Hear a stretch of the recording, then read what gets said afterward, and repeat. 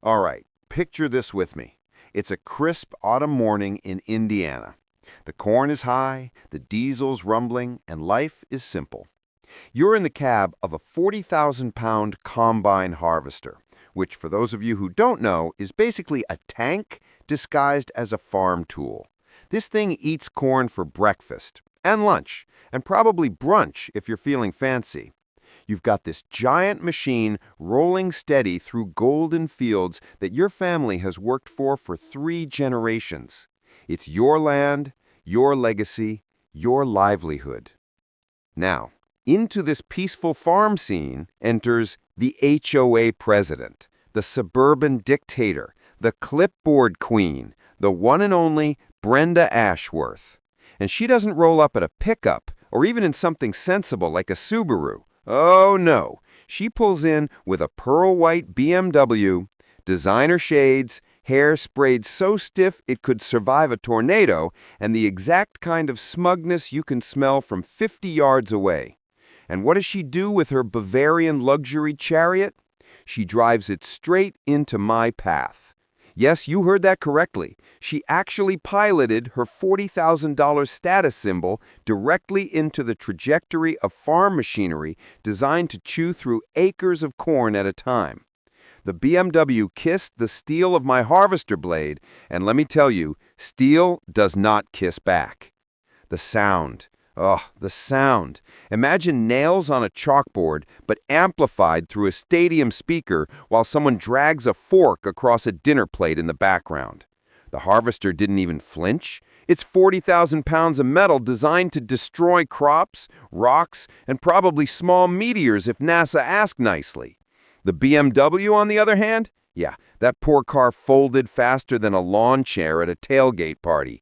Paint scraped, metal bent, and Brenda's eyes bulged like she just found out Starbucks discontinued pumpkin spice. Now let's pause here, because you might be thinking, why on earth would anyone in their right mind drive a BMW into a tractor? And the answer, my friends, is threefold. Number one, she thought she had power. Remember, this is an HOA Karen. She's used to her little suburban kingdom where she can boss people around about lawn heights and mailbox paint colors. She thought a tractor was just another lawn ornament she could intimidate. Number two, she underestimated the equipment. In her mind, a tractor is just a slightly bigger car. Spoiler alert, it's not. It's an armored beast with spinning blades of doom. A car versus tractor collision is like a paper airplane challenging a Boeing 747.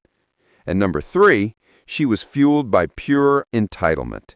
That magical potion that convinces someone they're always right, even when physics, logic, and the law are all waving red flags and screaming, "Nope." So there I am, sitting high up in my cab, looking down at this chaos like Zeus on Mount Olympus watching mortals fight for lightning bolts. I pull out my phone, hit record, and start documenting. Because if there's one thing farmers know, it's this. Documentation is the ultimate crop. Forget corn, forget soybeans. The harvest that pays the most dividends is catching Karen on camera. And oh boy, did Brenda not disappoint. She jumps out of her BMW like she's storming the beaches of Normandy, hands waving, heels sinking into gravel, yelling something about community safety and dangerous agricultural practices. Meanwhile, her car is literally steaming from the impact. The combine harvester still humming along like nothing happened. It's the equivalent of watching someone punch a brick wall and then demand the wall apologize. But here's the kicker. The damage? Roughly 30 grand. And who do you think foots that bill? Not the farmer, not the county, not the tractor manufacturer. Nope. Brenda's insurance company took one look at the situation, a BMW deliberately driven into a stationary farm machinery, and said, "Yeah, no, that's on you, sweetheart."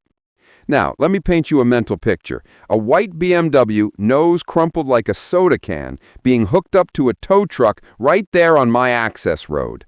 Karen is pacing, flailing, calling her lawyer, probably calling her therapist, while I'm sitting back in my cab, sipping coffee, recording everything.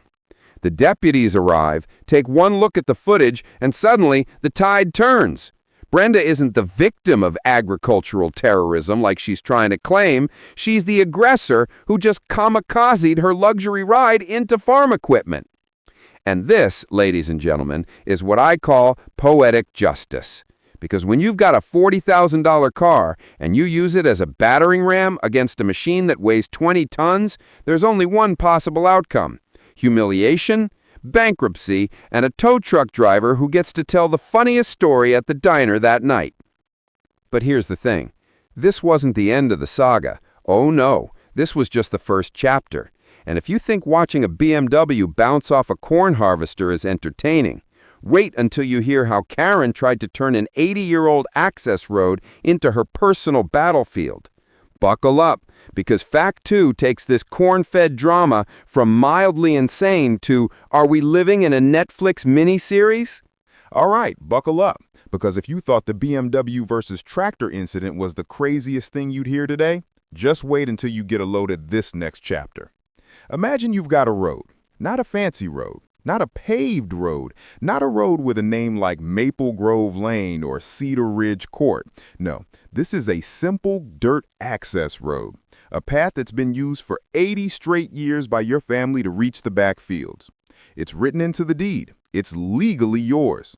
It's as official as Grandma's cornbread recipe.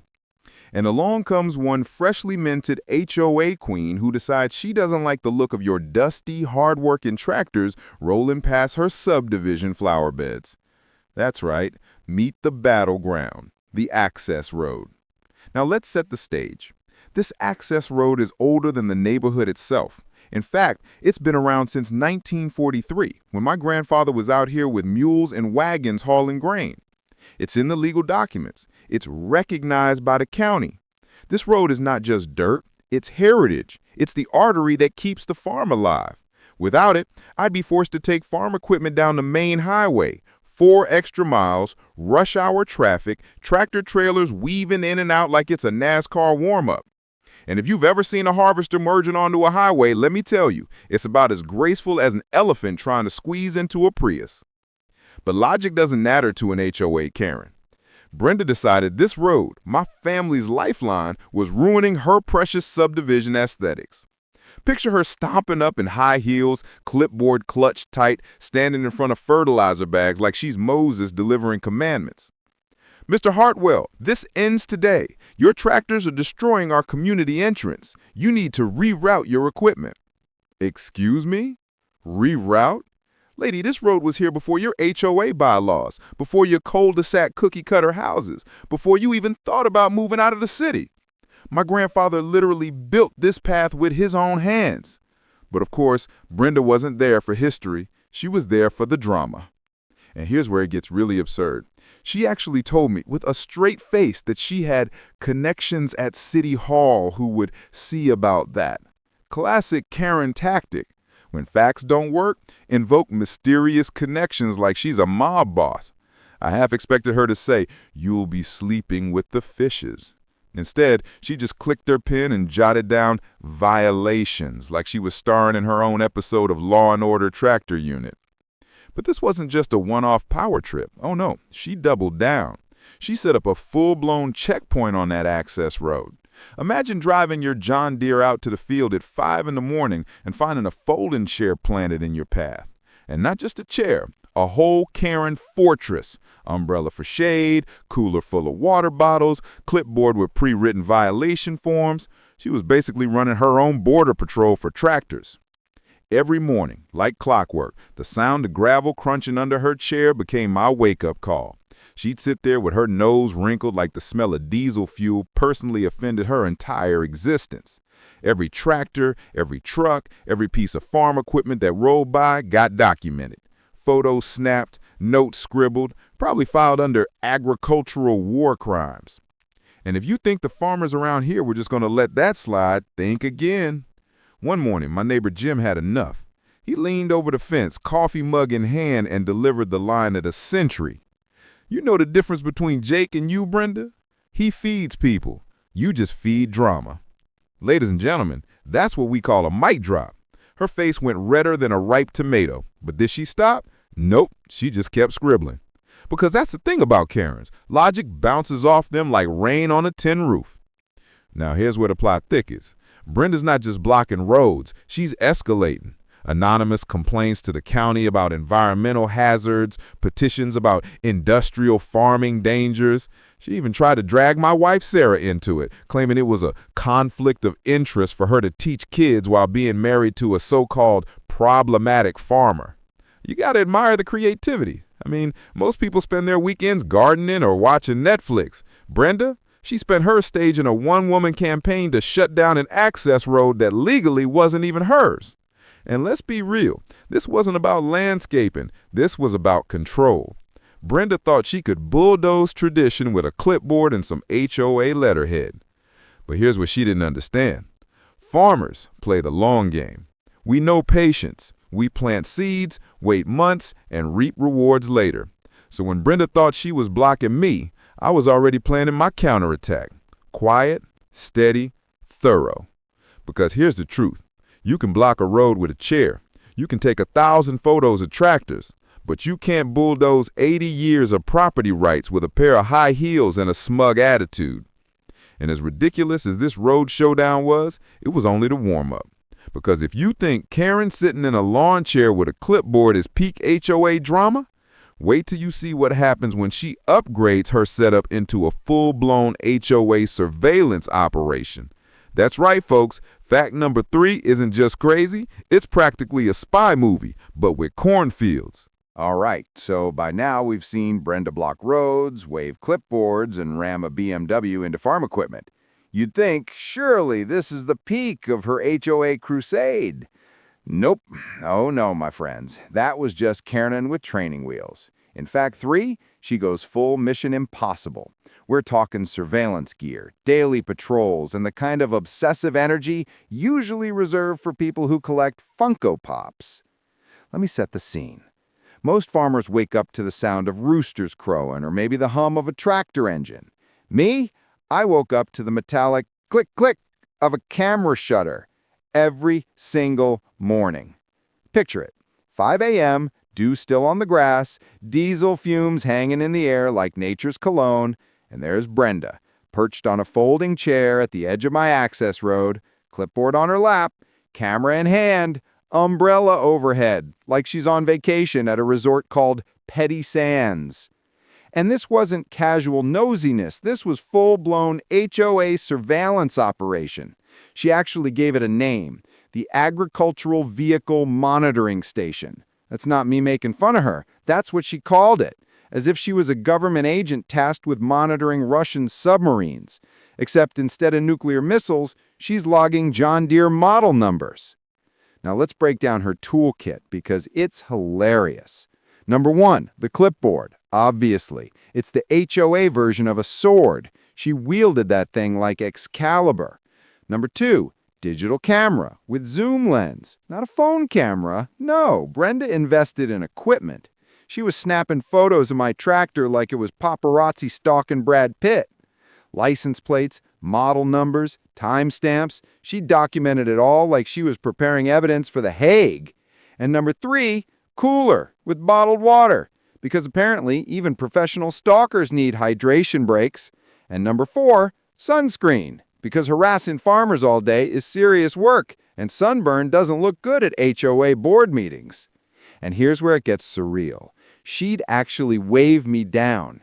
Imagine driving a 20-ton machine down your legally owned road and being flagged like you're rolling through a police checkpoint. Hand up, clipboard ready. Hold on there, Mr. Hartwell. I need to document this vehicle for community safety records. Lady, it's a tractor on my road, in my field. What exactly are you documenting? Tire treads? Diesel fumes? My favorite radio station? But here's the thing. While Brenda was playing dress-up cop, I was busy playing chess. Farmers are patient people. We don't panic when crows swoop in to steal seeds. We put up a scarecrow, wait, and harvest anyway. So while she was clicking shutters and sipping water, I went digging, literally, down to the county courthouse. And let me tell you, if you've never been to the archives of a county building, it's like stepping into a time capsule. Dusty old folders, paper so yellow it looks like it's been marinating in coffee. The smell of bureaucracy thick enough to choke a mule. And guess what I found? A little nugget of pure gold. My easement was 30 feet wide. That's right, 30 feet wide. For decades, I'd been keeping my tractors to 12 feet just to be polite. And Brenda? She'd planted her precious HOA flower bed smack dab in the middle of my legal right-of-way. Her chair, her umbrella, her entire surveillance station. All of it? Trespassing. So you know what I did? I called up Bill Morrison, county surveyor. $300 later, bright orange stakes marked the exact boundaries. And when Brenda strutted up the next morning, coffee in one hand and clipboard in the other, she saw those neon flags slicing right through her rose garden. Oh, the look on her face. Pure panic. Like she just realized her military surveillance base was actually set up in enemy territory. "Excuse me," she screeched, "what are these stakes doing in our landscaping?" "Ma'am," I said, as politely as I could muster, "those are county survey markers. Turns out my easement is 30 feet wide. You've been camping on my land." Her face went through all 5 stages of grief in about 10 seconds. Denial, anger, bargaining, depression, acceptance. Except she never quite hit acceptance. She just packed up her folding chair so fast it collapsed with a metallic snap, and she marched back to her BMW like a retreating army after losing the war. And let me tell you, that moment was sweet. Because nothing says checkmate like watching an HOA president realize her $5,000 landscaping project was built on someone else's dirt. Suddenly, her monitoring station wasn't a weapon, it was evidence of her trespassing. Now, if this were a normal story, that would have been the end. Karen gets embarrassed, slinks away, lesson learned. But no, Brenda is not normal. Brenda doesn't learn. She escalates. Always. And if you think setting up a fake border checkpoint with a clipboard is nuts, wait till you hear how she took this to the entire HOA board, trying to convince her neighbors that my orange survey stakes were acts of agricultural terrorism. And that, folks, leads us straight into Fact 4, the HOA meltdown meeting. Picture a suburban boardroom, cheap coffee and styrofoam cups, folding chairs creaking under tension, and Brenda trying to sell her neighbors on the idea that corn farmers are secretly invading suburbia. Yeah, you don't want to miss this one. All right, folks, grab your popcorn, because if there's one thing more entertaining than a Karen in the wild, it's a Karen cornered in a boardroom. Welcome to fact number 4, the HOA meltdown meeting, also known as how Brendo managed to turn a boring budget gathering into a live-action soap opera. Now, let's start with the setting. Normally, HOA meetings are about as exciting as watching paint dry on a beige wall. You've got styrofoam cups of lukewarm coffee, stacks of papers nobody reads, and homeowners pretending to care about whether the landscaping budget is spent on azaleas or begonias. But on this particular Thursday night, the tension in the air was thick. You could practically taste the drama. Why? Because Brenda, the self-appointed queen of Meadowbrook Estates, had just been humiliated by a bunch of orange survey stakes. Her surveillance station was trespassing, her roses were sitting on my land, and she was not about to take that L quietly. So what does a true HOA Karen do when caught red-handed? She spins, she rebrands, she reinvents reality. Enter the emergency board meeting of doom. Now picture it. Folding chairs lined up in neat rows, the faint smell of copier toner in the air, and Brenda standing at the front of the room like a CEO about to announce record profits. Except instead of profits, she's peddling paranoia. She slams her clipboard down on the table, clears her throat, and launches into what I can only describe as a TED Talk for lunatics.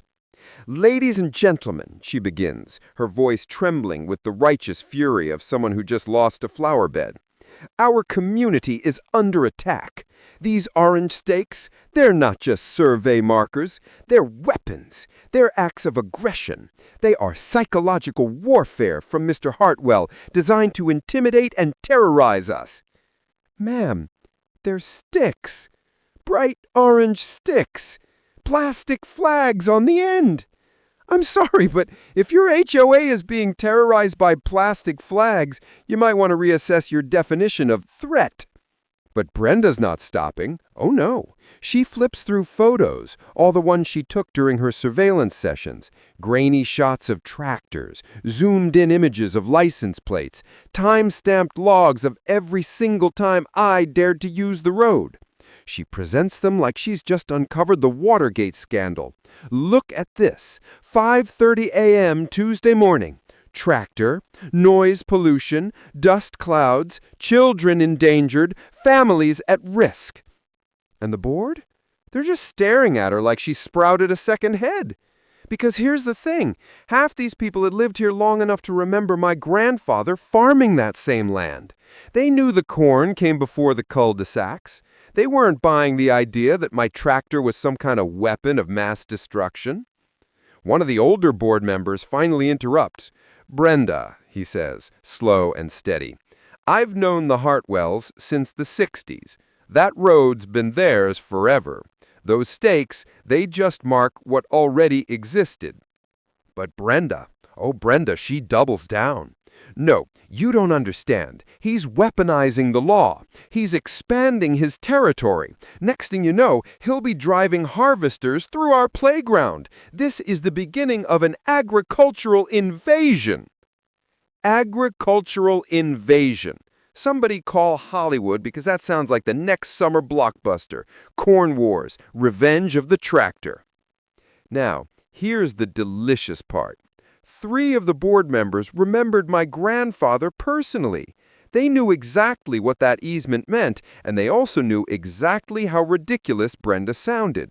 They shut her down so hard you could practically hear the air leave her lungs. "Reality check, Brenda," one of them said. "Those survey markers are county certified. End of story." Boom. Mic drop. The room went quiet except for the faint hum of the air conditioner.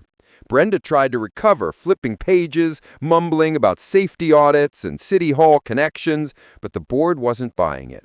She looked less like a fearless leader and more like someone pitching a conspiracy theory about corn dust. And here's the best part. I wasn't even there. Nope, my wife and I skipped the whole circus because why waste an evening when gossip travels faster than Facebook in a small town? Within an hour of the meeting ending, I had texts, calls, and even a voicemail from my neighbor Jim giving me the play-by-play. His exact words were, "Jake, you should have been there. She looked like she swallowed a lemon sideways." But as sweet as that little boardroom implosion was, I knew one thing. Brenda wasn't finished. Because people like her, they don't back down when proven wrong. They don't reflect. They don't learn. They just escalate. Like a video game boss leveling up after you land a hit. And sure enough, the very next phase of her crusade was already brewing. She went digital.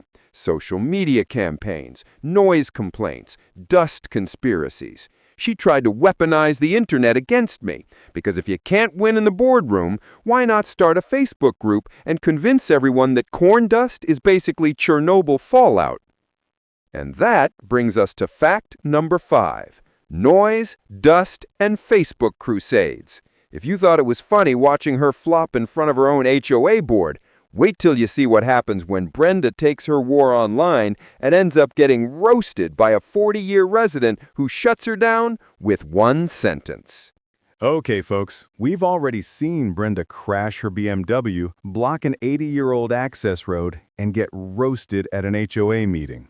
At this point, any reasonable human being would take the L, lick their wounds, maybe bake banana bread, and move on. But Brenda? No. Brenda does what every self-respecting HOA Karen does when reality won't cooperate. She goes to war on Facebook. Now, let's talk about the Karen social media playbook, because it is chef's kiss predictable. Step 1, make a Facebook group with a dramatic name. Step 2, spam it with pictures that prove nothing, but caption them like the fate of civilization is at stake. Step 3, recruit a handful of like-minded keyboard warriors to echo your nonsense until it looks like you've got a movement. And boy, did Brenda lean into it. She created a little digital masterpiece called Concerned Citizens of Millbrook County. Oh yes, because nothing screams serious grassroots movement like a group that was literally founded yesterday with one admin, 2 members, and a mission statement longer than the U.S. Constitution. Her posts? Pure comedy gold. Photo of a tractor? Caption, heavy machinery operated without oversight, dangerous. Picture of corn dust in the air during harvest? Caption, toxic agricultural pollution threatening our children. A video of me literally just parking a combine? Caption, illegal industrial activity in a residential zone. Ma'am, that's corn. That's not a toxic cloud, that's not asbestos, and it's definitely not chemical warfare. That's nature doing its thing. The only toxic cloud here is your attitude. Now, the group didn't exactly explode overnight. At first, it was Brenda, her sister, and maybe 2 unlucky neighbors she guilt-tripped into joining. But slowly, oh so slowly, she got traction. Suddenly, 12 whole people were worked up over the horrors of dust clouds. 12. That's a basketball team plus a referee. Not exactly a grassroots army, but in Karen's world, that's a revolution. And here's where it gets hilarious. You'd think everyone would buy into her nonsense, right? Wrong. This is small-town Indiana. Half the county has farm dirt under their fingernails. They know what corn dust is. They know tractors make noise. They know 5 a.m. chores come with the territory. So while the newbies in their McMansions were panicking about toxic clouds, the locals were clapping back with the force of 1,000 grandma Facebook comments. Enter Mrs. Patterson. 40-year resident, seen it all, heard it all, and not about to let Brenda rewrite history. Brenda posts a photo of dust kicking up behind my combine, captioned like she's documenting a nuclear meltdown. And Mrs. Patterson replies, and I quote, "Brenda, that's corn dust. It's been here longer than you. Maybe move somewhere without farms." Boom. End of debate. Drop the mic, roll credits, cue the applause. Brenda got ratioed on her own page by a grandmother who probably bakes pies better than Hallmark commercials. The comments lit up. Some locals laughed. Others piled on. One guy even posted a picture of his muddy boots with the caption, "Breaking news, dirt exists." But, as you've probably figured out by now, Brenda doesn't quit. When logic fails, escalate. So she doubled down with noise complaints. Apparently, the sound of a tractor at 5 in the morning was now industrial noise pollution disturbing the peaceful suburban community. She actually called the county and filed reports. And not just once, multiple times, like some poor inspector was going to drive out, stand in the field, hear my John Deere rumbling, and go, "Yep, this is clearly a violation of the Quiet Hours Act of make-believe." Spoiler alert, the inspector came. He brought a decibel meter, he stood there, listened to the tractor, and basically shrugged. Sounds like a farm. Because it was a farm. Case closed. But did Brenda take the hint? Absolutely not. Instead, she posted a blurry photo of the inspector on Facebook with the caption, "Officials compromised, farming lobbyists in our community." I couldn't make this up if I tried. Now, here's the funny part. Brenda's campaign was splitting the community in 2. On one side, you had the newer residents, the ones who moved out from the city for that country charm, but didn't realize country charm came with, actual farming. They were panicking. Oh no, what if corn dust really is toxic? On the other side, you had the locals, who'd been eating, breathing, and living in this dust since birth. They weren't panicked. They were annoyed. Annoyed at Brenda, annoyed at her Facebook crusade, annoyed that instead of enjoying their coffee, they were tagged in yet another post about agricultural terrorism. And the more Brenda posted, the more ridiculous it got. She claimed my tractors were operating without safety oversight. She said the dust clouds were toxic agricultural weapons. She even hinted that officials were covering up the truth. By this point, she didn't look like a concerned citizen. She looked like a conspiracy theorist with a subscription to Corn Weekly. But here's the beauty of it. For every crazy thing she posted, I documented. Screenshots, saved videos, time-stamped everything. Because here's a little life lesson, folks. When someone is this dedicated to destroying themselves, sometimes all you've got to do is stand back, hit record, and let them. And I knew, deep in my bones, that this wasn't the final form of Karen. This was just the internet boss level. She'd moved from Facebook to the real world again. And oh boy, her next stunt was less social media warrior and more road construction villain. Which brings us to fact number 6, the roadblock that backfired. And trust me, you want to stick around for this one because Brenda literally turned into a human traffic cone. And the law wasn't amused. All right, folks, so far Brenda has tried clipboards, Facebook groups, and even high-speed BMW jousting against the combine harvester. You'd think she'd run out of ammo by now. But nope. When one plan fails, a true HOA Karen always escalates. Always. And this time, she decided the best way to shut down a 240-acre farm was to turn my access road into her own little construction site. That's right, she went full traffic control cosplay. Picture this. It's early morning, sun not even up yet, and I'm firing up the tractor. Diesel engine purring like a mechanical lion, headlights cutting through the mist. I roll up to the access road and stop. Because standing there in all her glory is Brenda's latest masterpiece. 3 bright orange traffic cones, a folding barricade, and a giant sign that reads, in bold letters, Road Closed, Safety Inspection, HOA Order. Let me pause here. HOA Order. What is this, a medieval kingdom? Was she the queen issuing decrees? Did she knight herself with her own clipboard? By royal HOA proclamation, I hereby declare this dirt road unsafe for farming peasantry. I couldn't even be mad. It was hilarious. My access road, legally documented since 1943, backed by county records, the same road my grandfather hauled corn down with a mule team, now had the HOA's equivalent of a do not enter sign slapped on it.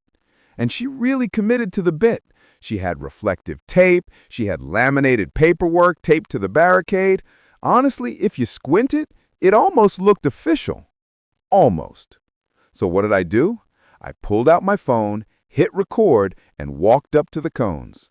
The crunch of gravel under my boots was louder than usual, like the soundtrack to a showdown. One by one, I picked up those cones and moved them aside, nice and slow, like a magician revealing the obvious trick. The barricade dragged it to the ditch. The sign propped it up against a fence so the whole neighborhood could see it was nothing but HOA fan fiction. And right on cue, as if she'd been hiding in the bushes waiting for me to touch her props, Brenda appeared. I swear she materialized like a Disney villain emerging from smoke. Clipboard in hand, phone recording, voice raised to a pitch only dogs and other Karens can hear. You can't move those cones. That's official safety equipment. This road is closed by order of the HOA. Lady, no. First of all, traffic cones don't magically make you the Department of Transportation. Second, the HOA has zero jurisdiction over an easement they don't own. And third, blocking a farm access road during harvest? Yeah, that's a felony in Indiana. Actual law. Actual jail time. And here's where the beauty of documentation comes in. While she was ranting, my cameras were rolling. Every cone, every sign, every dramatic wave of her clipboard captured in glorious HD. And you know who else saw it? The sheriff's department. Because while Brenda was busy inventing HOA road closure orders, somebody, not me, not Sarah, not Jim down the road, but somebody else in the subdivision actually called the cops on her. That's right. One of her own neighbors had finally had enough of her shenanigans and filed a criminal interference with agricultural operations. The irony. The call I got that afternoon from Deputy Martinez, pure gold. Mr. Hartwell, we've had a report about road blockades and harassment related to your farm operations. Can you come in to give a statement? Yes, Deputy. I've got all the documentation you'll ever need. And when I say documentation, I mean documentation. 6 months of footage, time-stamped logs, survey records, you name it. While Brenda was cosplaying as the HOA traffic authority, I was building the kind of evidence folder prosecutors dream about. Now, let's talk about the community reaction, because it was priceless. Imagine waking up, late for work, kids screaming in the backseat, and you roll up to find the HOA president blocking the road with cones like she's running her own one-woman construction crew. People were honking, kids were asking why their school bus was delayed, neighbors were texting each other. Did Brenda just close the road again? She'd gone from annoying HOA president to public nuisance overnight. But the best part? Watching her realize she'd crossed the line. For the first time in this whole saga, I saw doubt in her eyes. Because when I told her blocking an easement was a criminal act, her voice cracked just a little. She still barked back, "You're bluffing. HOAs control common areas." But you could see the gears grinding in her head. She was starting to realize her power wasn't real power at all. And yet, because this is Brenda, she didn't stop. Instead of admitting defeat, she decided to double down again. This wasn't the end of her antics, not by a long shot. Because when the roadblock stunt didn't work, she decided to try something even dumber. Environmental sabotage. Okay, so let's recap quickly. Brenda's already lost a BMW to a combine, lost a flower bed to survey stakes, lost an HOA meeting to basic logic, and lost a roadblock battle to the sheriff. At this point, most people would take the hint. Most people would say, maybe I should back off before I bankrupt myself. But not Brenda. No. Brenda looked at her losing streak and said, time to commit environmental fraud at 3 in the morning. That's right, folks. Welcome to the fake oil spill plot. Picture the scene. It's 3 a.m., dark, quiet. The kind of Indiana night where the only sounds are crickets and maybe a distant coyote. Meanwhile, my farmyard is armed to the teeth with security cameras, infrared, motion sensing, trail cams hidden in trees, the whole deal. Why? Because my wife Sarah is smart, and after months of harassment, she insisted we go full FBI mode. So every angle of my equipment yard is covered. And what do those cameras capture in the dead of night?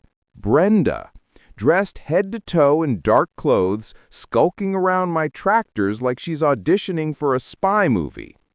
She's holding a quart of motor oil in one hand and a flashlight in the other, sneaking like she's playing a live round of Among Us, except instead of sabotaging electrical wiring, she's pouring oil on the ground like she's staging a crime scene. She doesn't just pour it randomly either. Oh no. She carefully creates a spill right near my equipment staging area, letting it trickle in a way she thought looked authentic.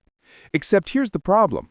Farmers know what real oil leaks look like. And let me tell you, this wasn't it.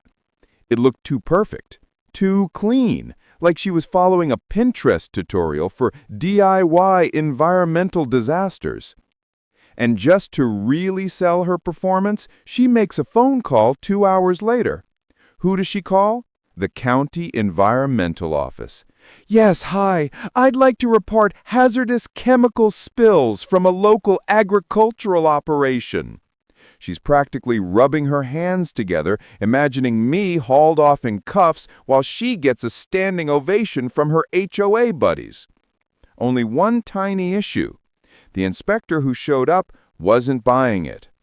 By 9 a.m., I'm standing in my yard with Dave Richardson, County Environmental Inspector. Dave's the kind of guy who's seen real disasters, chemical leaks, busted pipelines, actual hazardous spills. He kneels down, looks at Brenda's little puddle of motor oil, sniffs, tilts his head, and then looks at me like, "You've got to be kidding me." "This isn't from your equipment," he says flatly. "This was poured, deliberately."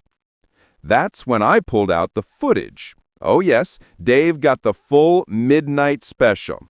Brenda creeping around with her flashlight, uncapping the quart of oil, pouring it out like she's christening a ship.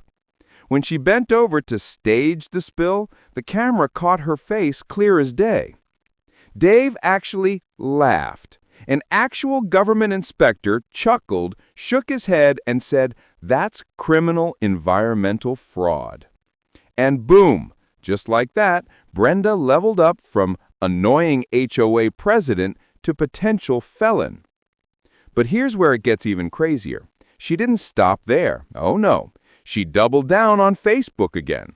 Within hours of staging the spill, she posted dramatic photos of the oil puddle with captions like, "Dangerous chemical leaks threatening our groundwater." She even claimed wildlife is already being poisoned. And just to sell the drama, she scattered a couple of dead fish near the drainage ditch. Yes, dead fish, as if my John Deere had suddenly developed a taste for seafood genocide. And guess what? My cameras caught that too. Brenda, 3:45 a.m., grocery store bag in hand, pulling out what were obviously store-bought fish and carefully placing them by the oil like some kind of deranged set decorator. Ladies and gentlemen, this wasn't just petty harassment anymore.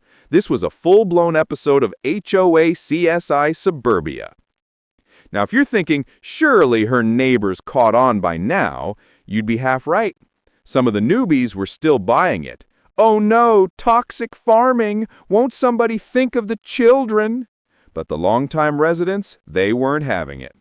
Jim from next door saw the Facebook post and texted me, "Jake, Brenda thinks your tractors are dumping Exxon Valdez in the cornfield. Should we call Greenpeace?" I'll tell you what, though, this was the moment everything changed. Because up until now, Brenda had been throwing tantrums. Annoying, sure. Harassing, yes. But staging an environmental crime? That's felony territory. That's lawyers, courtrooms, fines, maybe even jail time. And she walked right into it with cameras rolling and dead fish in hand. Now here's the best part. That inspector, Dave, he didn't just file a report, he filed charges. "We're pressing for criminal environmental fraud," he told me, standing in my barn like a judge delivering a sentence. And I swear the air smelled sweeter that day. Part diesel, part hay, part pure satisfaction. Because here's the thing. Farmers play the long game. We plant, we wait, we harvest. And Brenda, she'd just planted the seeds of her own destruction. And believe me, the harvest was coming. But if you thought fake oil spills were desperate, buckle up, because Brenda's next stunt, it involves her BMW, her HOA checkbook, and the kind of financial fraud that makes accountants rub their hands together with glee. Welcome to Fact 8. The BMW Trap. All right, buckle up, because if you thought Brenda pouring motor oil in my yard at 3 a.m. was peak Karen lunacy, you ain't seen nothing yet. Fact number 8 is where she stops playing HOA president and starts dabbling in white-collar crime, all wrapped around her beloved BMW. That's right, folks. Welcome to the BMW Trap. Now, if you've been keeping score, Brenda's BMW has already had a rough ride in this saga. First, she used it like a battering ram against my combine. Spoiler, the combine won. Then, it got hauled off by a tow truck while she flailed in her driveway like a seagull tangled in fishing line. You'd think she'd cut her losses, sell the car, trade it in for something practical. maybe a Ford Escape. But nope. Brenda decided her BMW wasn't just a luxury vehicle, it was her weapon, her legal prop, her golden ticket to frame me for damages and cash in on her insurance. Here's how it went down. One fine afternoon, I'm out by the barn when I hear the distinct hum of a BMW engine idling where it shouldn't be. I walk over to my access road, and what do I see? Her car parked so close to my tractor path, it looks like she's daring me to clip it. Hood gleaming, headlights angled just so, as if she's staging a photo shoot for Entitled Weekly. At first, I figure, okay, maybe she's lost her mind again and thinks this is a blockade. But then I notice something odd. A little tripod with a GoPro set up across the ditch. That's right, she had a camera rolling. Suddenly it clicks. Brenda wasn't just blocking the road, she was setting a trap. Her plan was simple, but insane. Park her BMW right where farm equipment has to pass, then film me damaging it. Boom! Instant insurance payout. Bonus points if she could convince the HOA that I was some reckless farmer endangering their community. In her head, this was checkmate. Only problem is, I'm not an idiot. See, tractors don't just clip cars. They're massive, loud, slow. If I hit something, everyone knows. And thanks to months of her nonsense, I'd already equipped my combine with more cameras than a NASCAR pit crew. Front-facing, side view, rear view, the whole 9 yards. So while Brenda thought she was running her little sting operation, I was capturing every angle of her trap in glorious HD. And here's where it gets hilarious. She actually left a gap, maybe 3 feet of space, between her BMW and the ditch, like she was testing whether my combine could squeeze through. Now, keep in mind, I've been maneuvering farm machinery since I was tall enough to reach the pedals. Precision driving is part of the job. So what did I do? I eased that 20-ton combine past her car with all the grace of a ballet dancer and steel-toed boots. Inches to spare, not a scratch. Meanwhile, her GoPro is filming what looks like the world's most boring footage. Farmer drives by, nothing happens. Brenda, watching from her porch, lost it. She came storming down, heels clacking on the pavement, waving her arms like an air traffic controller who's had too many Red Bulls. "You can't pass here. You're too close to my vehicle. This is reckless endangerment." "Ma'am," I pointed to both my dash cam and her GoPro. "You parked your car here. I didn't touch it." Her jaw dropped because the trap had failed. And worse, it was documented from both sides. But oh, it gets better. 2 days later, she actually filed an insurance claim. Yes, she called her provider and reported tractor-related damage to her BMW. Only problem? The adjuster came out, inspected the car, and found exactly nothing. Not a dent, not a scratch, not even a suspicious smudge. The claim was denied faster than you can say fraudulent activity. And here's the cherry on top. The insurance company flagged her for suspicious behavior. Too many claims, too many weird stories, too many red flags. Suddenly, her premium skyrocketed.